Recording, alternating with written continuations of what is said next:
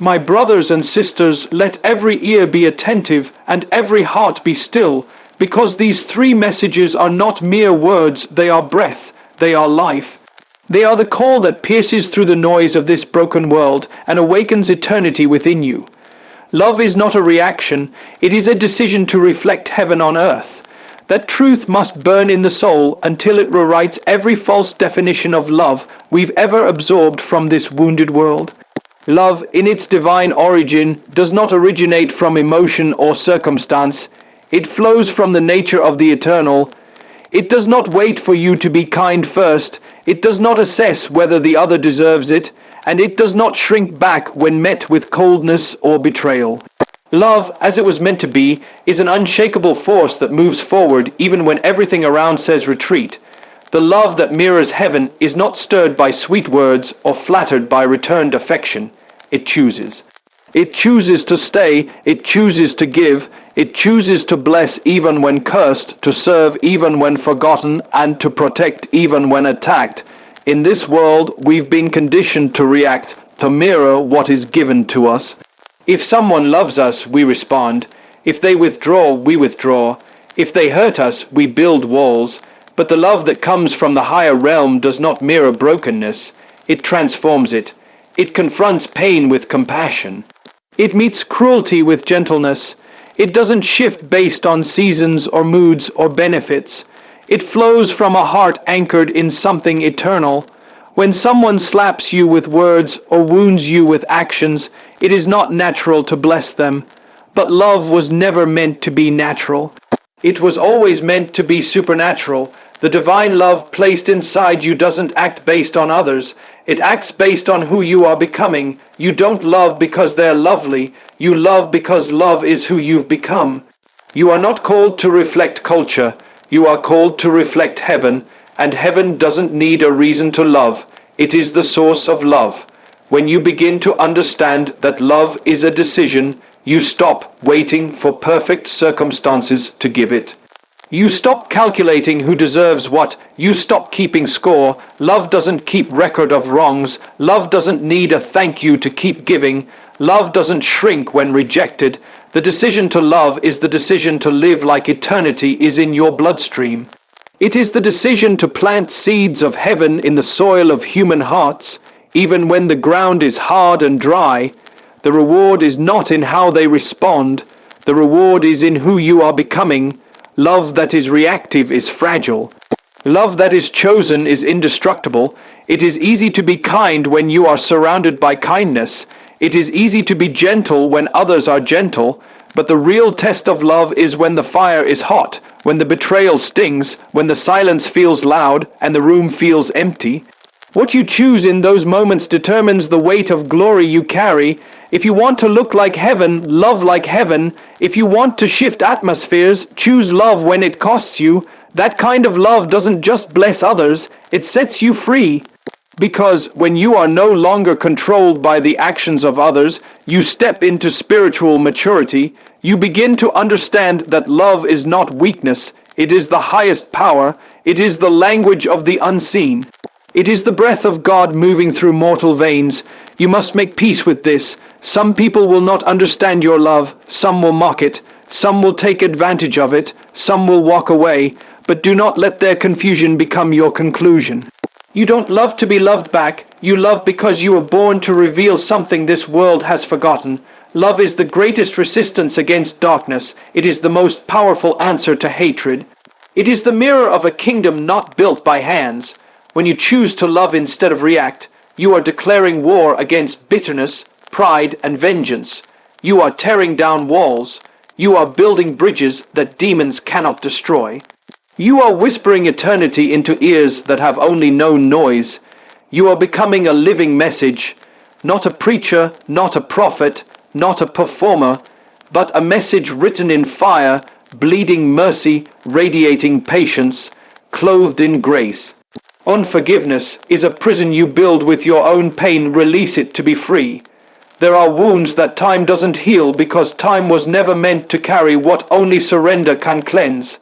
Unforgiveness is subtle at first. It disguises itself as self-protection, as wisdom, as discernment. But with time, it becomes a wall that isolates, a weight that crushes, and a chain that quietly wraps around your spirit. You think holding on to the offense gives you control, but in reality, it gives control to the pain. It begins to shape how you see people, how you trust, how you expect. The hurt becomes your compass, and every new encounter is measured against an old injury. Every smile is suspect. Every compliment is filtered through suspicion. You tell yourself you're just being careful, but in truth, you've become a prisoner of what was never meant to stay. When you hold unforgiveness, your heart becomes hardened not only toward the one who hurt you, but toward those who had nothing to do with your pain. You build fences not to protect, but to punish. You isolate not to heal, but to avoid. And in doing so, you deny yourself the fullness of joy, the ease of trust, the lightness of peace. What you think you're protecting yourself from is actually multiplying in your silence. The offense gains power every time you rehearse it, every time you replay the moment, every time you speak of it with bitterness and not with release. What could have been a scar becomes an open wound, and what could have been healed becomes your identity. Forgiveness is not forgetting, it's not pretending it didn't happen, it's not about letting someone off the hook, it's about setting yourself free from the emotional and spiritual grip they've had on your life. Forgiveness is not a weakness, it is not passivity, it is the fiercest act of spiritual warfare. When you forgive, you break spiritual agreements with bitterness, with judgment, with vengeance. You say to your pain, "You may have happened, but you will not define me." You say to your past, "You may have shaped me, but you will not control me." Forgiveness is not something you do because they said sorry. Forgiveness is something you do because your peace is worth more than your pride. Because your future is more valuable than your offense, because your purpose cannot be anchored to your pain. It takes courage to forgive, it takes humility, it takes strength to stand before a memory that once crushed you and say, "You no longer own me." You might not feel like it. You might want justice, you might want apology, but freedom begins when you realize that none of that is necessary for you to walk away from the cell. The door was always open. Forgiveness is not about the one who wronged you, it's about the one you're becoming. It's about not carrying into tomorrow what broke you yesterday. It's about looking forward with clean hands and a clear heart. It's about reclaiming joy, peace, hope, things that bitterness slowly robs. Some wounds won't be justified, some people won't say sorry, some situations will remain unfair, but your healing doesn't depend on their apology. Your peace is not tied to their remorse. You get to decide. You get to choose to live light. You get to release the weight. When you forgive, the past loses its grip, the pain loses its power, and your spirit remembers how to soar. The prison door swings open, not because the offense disappeared, but because your heart chose something higher. The greatest kingdom is not external, it is burning within you. It does not wear a crown of gold or sit on a visible throne. It is not found in institutions, positions, or applause. It cannot be measured by influence or weighed by wealth. This kingdom was never meant to be seen with human eyes first, because it was planted in the hidden places. It grows in silence, in struggle, in surrender. It is not loud, but it is powerful. It does not demand attention, but it transforms everything it touches. When the world looks for power in stages, titles, and positions, heaven looks for hearts willing to carry its fire in secret.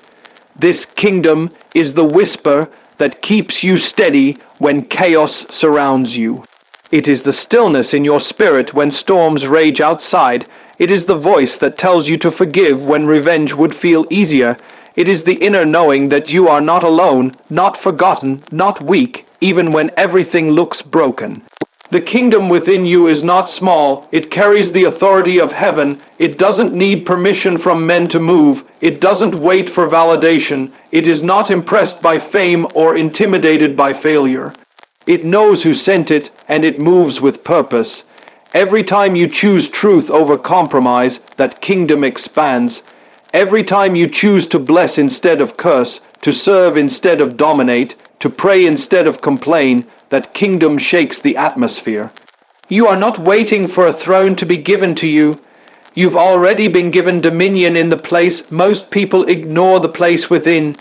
Your thoughts, your choices, your posture in hidden moments, these are the battlegrounds of eternity. And when you rule well there, everything around you begins to shift. You were never called to carry the image of this world. You were called to reflect the kingdom that lives inside you. This is why your spirit aches when you see injustice, why you can't rest in compromise, why you feel the tension between what is and what should be. It's because something holy is alive inside you. You don't just walk through life as another face in the crowd. You carry the weight of glory within. You are a carrier of light, a builder of altars, a messenger of unseen realms. Every step you take is either hosting heaven or giving space to fear. The kingdom within doesn't need the perfect environment to grow. It thrives in fire, multiplies in suffering, and shines brightest in the dark. It is not afraid of the valley, because it knows the one who lives in you is greater than anything around you. Many people search for purpose out there, in jobs, relationships, titles, and achievements. But purpose was never meant to be found outward first. It is birthed inward, where the kingdom has taken root. What you build inside is what determines what can be sustained outside. A divided inner world will always collapse under the pressure of outer success. But when the kingdom rules your thoughts, your motives, your words, there is a peace that cannot be shaken, a confidence that does not depend on applause, and a power that does not fade when the spotlight turns off. You don't need to announce it. You don't need to advertise it. Those who walk with the kingdom burning inside them don't have to prove themselves. Their presence shifts rooms, their words pierce atmospheres, their prayers move mountains. You were never ordinary, you were never powerless. What you carry is not weak. The kingdom within you is greater than the battles around you, greater than the confusion of culture, greater than the labels others tried to put on you. This is why the enemy fights your identity so hard. Because if you ever wake up to what you carry, if you ever realize what's already inside you, then every lie breaks, every limit falls, and you begin to live as one who is not waiting for permission to walk in power. Real love embraces the broken, not the worthy. It is not selective, not drawn to perfection, not attracted to performance. It sees beyond the masks, the failures, the reputation, and reaches into the raw, unfiltered parts of the soul. Real love is not impressed by how put together someone looks, how eloquent they speak, or how spiritual they seem. It looks deeper. It sees pain behind the strength, struggle behind the smile, loneliness behind the laughter. It does not ask for credentials before it chooses to embrace. It doesn't wait until someone is cleaned up, healed, or changed. It moves toward the mess with compassion instead of judgment. It reaches for the one left behind. It notices the one overlooked. It hears the silent cry of those too ashamed to speak. That kind of love does not hesitate in the presence of brokenness. It is drawn to it. In a world that rewards image and shames weakness, this love moves in the opposite spirit. It walks into rooms others avoid. It welcomes people others reject. It listens when others walk away. It bends low instead of looking down. It is not uncomfortable around wounds. It is not embarrassed by pain. It is not afraid of dark histories or complicated stories. Real love doesn't flinch when it sees scars. It doesn't run when confronted with trauma. It leans in. It stays. It sees value where others see failure.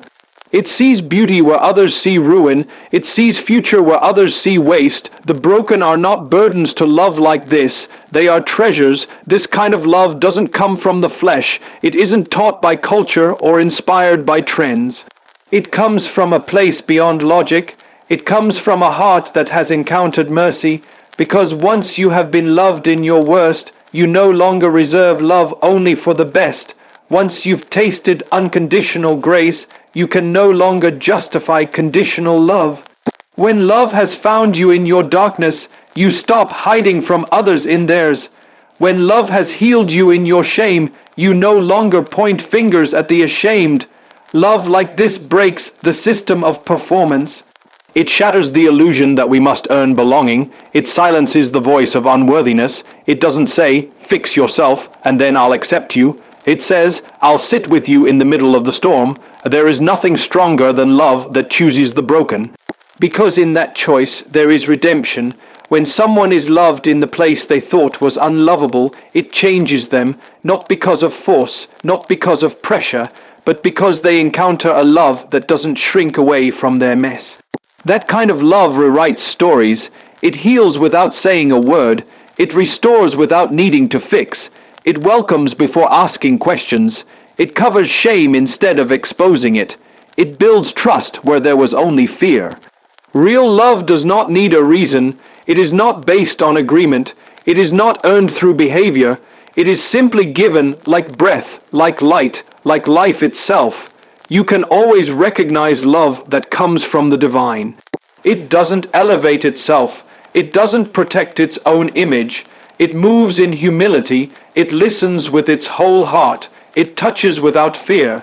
It sees people not as projects to fix, but as lives to honor. It chooses presence over perfection. It values connection over correction. It seeks understanding before offering advice. It remains even when there is no progress. It stands in the silence. It holds space in the pain. And when everything else leaves, this love remains, because real love does not run from brokenness.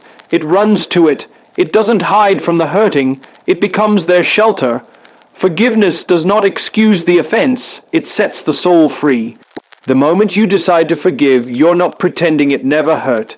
You're not rewriting history or denying the weight of the wound. Forgiveness isn't about minimizing the pain or letting someone off the hook for what they did. It's about releasing the power their actions have held over your mind, your emotions, and your future. When you carry resentment, you don't just remember the past, you relive it. Every memory triggers an emotion, and every emotion repeats the trauma. You start to make decisions based on protection, not purpose. You build inner walls to avoid pain, but those same walls block peace. The bitterness doesn't stay contained. It seeps into how you speak, how you love, how you trust, and how you expect from others. Holding onto offense gives you the illusion of control, but it quietly robs you of joy. It becomes a silent filter through which you see everything. You analyze every word someone says, compare every relationship to a former betrayal, prepare for disappointment even in the presence of blessing. The more you hold on, the heavier it becomes. You try to worship, but something feels stuck. You try to love, but it doesn't flow. You try to dream again, but the past keeps shouting. Forgiveness is not about forgetting what happened. It's about choosing not to let what happened define who you are becoming. It's not about pretending the pain didn't shape you. It's about refusing to let it lead you. There are wounds that leave no visible scar, but they imprison the heart in silence. Forgiveness is how the door opens.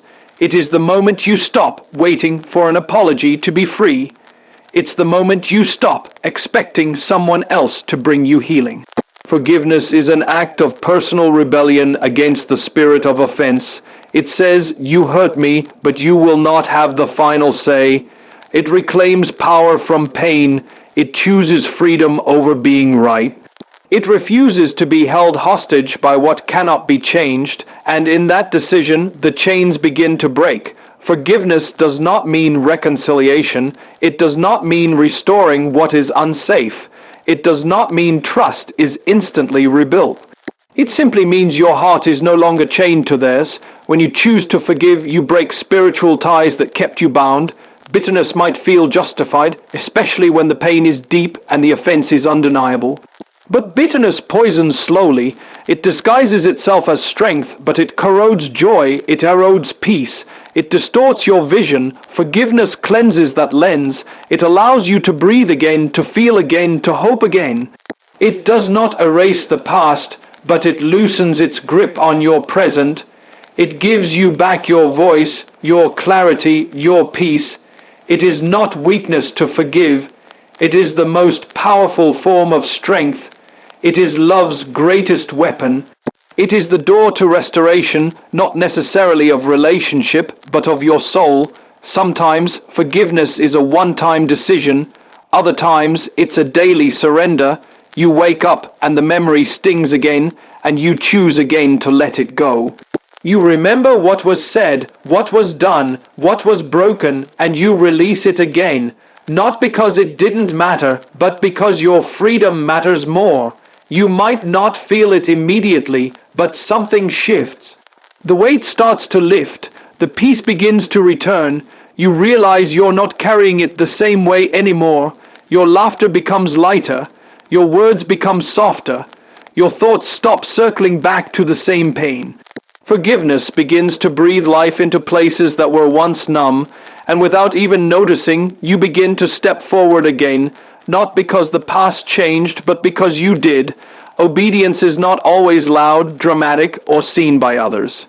Sometimes it is quiet, hidden, and deeply personal. It is not about outward performance or public approval. It is about inward alignment. True obedience often begins when no one is watching, when there is no applause, when the only voice you hear is the gentle whisper within. It is the choice to say yes before the details are clear, to move forward when fear demands retreat, to stay when comfort urges escape. Obedience is costly because it often demands surrender in silence. It asks you to lay down your will when your will is screaming to take control. It asks you to trust when logic offers no answers. It is not about following rules. It is about following a whisper, even when the path it leads to looks like loss. Obedience is often misunderstood because it doesn't always produce immediate results. Sometimes it feels like you're stepping backward. Sometimes it looks like obscurity, like rejection, like doors closing. But in the spirit realm, every act of obedience is a seed. You may not see the harvest right away, but something is breaking, something is building, something is shifting in response to your yes. Obedience does not guarantee comfort, but it guarantees alignment. And alignment always leads to purpose, even if the road to get there is filled with questions. When you walk in obedience, you don't walk by sight. You walk by faith. You don't wait for everything to make sense. You follow because the voice that called you is trustworthy, not because the road is easy. The testing of obedience often reveals what is still in control. It exposes idols, attachments, and fears. It reveals the places where trust is still partial. It's one thing to obey when the cost is low. It's another when obedience means letting go of what feels safe, what feels good, what feels certain. That's when obedience becomes worship. That's when it becomes more than action. It becomes surrender. When you say yes without knowing where it leads, when you release your grip on your own expectations, when you lay down your timeline, that's when heaven responds. That's when the invisible realm takes notice. Because obedience in the natural always produces shifts in the spiritual, it breaks cycles, it tears down strongholds, it opens doors no man can shut. Obedience doesn't have to feel good to be right. It doesn't always come with goosebumps or confirmation. Sometimes it's walking forward with trembling hands and a racing heart. Sometimes it's silence from heaven and still taking the next step. Sometimes it's saying no when everyone around you says yes. Sometimes it's standing still when pressure says move. True obedience is not about convenience. It's about commitment. It's rooted in love, not obligation. It flows from relationship, not religion. When you know the heart of the one who is leading, you don't need to understand the map. You just follow because you trust his voice. The ones who walk in power are not always the loudest, the most visible, or the most celebrated. They are often the ones who have made private decisions that cost them greatly. They are the ones who turned away from opportunity because it wasn't in alignment. They are the ones who stayed faithful in hidden places. They are the ones who forgave when it would have been easier to fight. They are the ones who sacrificed what no one else saw. They carry something different because they've chosen the narrow path. They've chosen obedience over ambition, surrender over control, trust over understanding. And in that surrender, there is authority. In that alignment, there is favor, not because they demanded it, but because obedience always draws heaven near. When you obey without needing to know the outcome, you step into divine rhythm. You begin to move not just with your will, but with His will. You begin to walk in sync with purpose, even when the journey looks different than you imagined. The world is filled with noise, with pressure to perform, with battles between truth and illusion, pain and purpose, fear and faith. But in the midst of it all, you were never called to blend in or be defined by the chaos around you. You were called to carry something eternal, to embody a kingdom not made by human hands, to live in a way that defies the patterns of this world. These messages are not suggestions, they are invitations to transformation. Forgive not because it's easy, but because freedom demands it. Recognize the kingdom within you not as a theory, but as a power that changes everything you touch. Love not only the clean and presentable, but the broken and unseen, because that's where the divine love flows deepest. Obey not because you understand every step, but because you trust the one who leads. These are not weak choices. These are not soft ideas. These are fierce, radical decisions that shape destinies and shake atmospheres. The path may be narrow, but it is the way to true life. The voice may be quiet, but it leads to unshakable strength. And the journey may be costly, but the reward is beyond anything this world could offer. Let your life echo these truths not just in words, but in action. Let your steps preach louder than your lips. Let heaven find in you a heart that reflects the message, carries the fire, and never backs down from the call.